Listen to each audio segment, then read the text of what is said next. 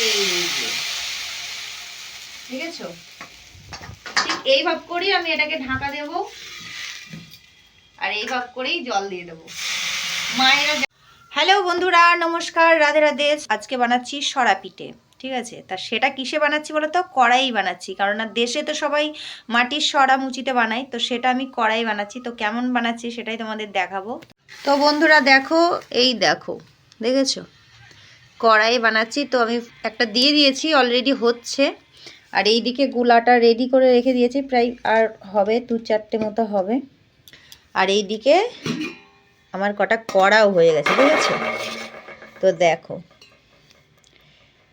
যদিও বা সেরকম ফোলেনি, তো এটা হচ্ছে তলারটা আর এটা চোপড়টা, তবুও অনেকটা শেপে এসেছে, দেখতেই পাচ্ছ।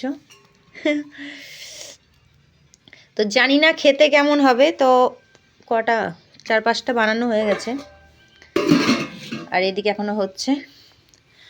তো তোমাদেরকে এটা আমি তুলে দেখাচ্ছি। তো চলো, এটাকে আমি এখন উঠাচ্ছি। তোমরা দেখো কেমন ভাবে করছে আমি কড়াইয়ে।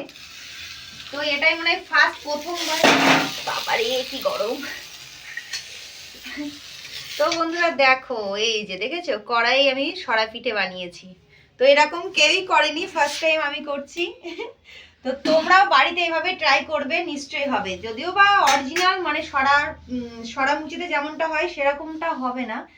তো চলো, আমি এটা এইভাবে এখন দেব, যেভাবে আর কি তেলটা দেয় সবাই।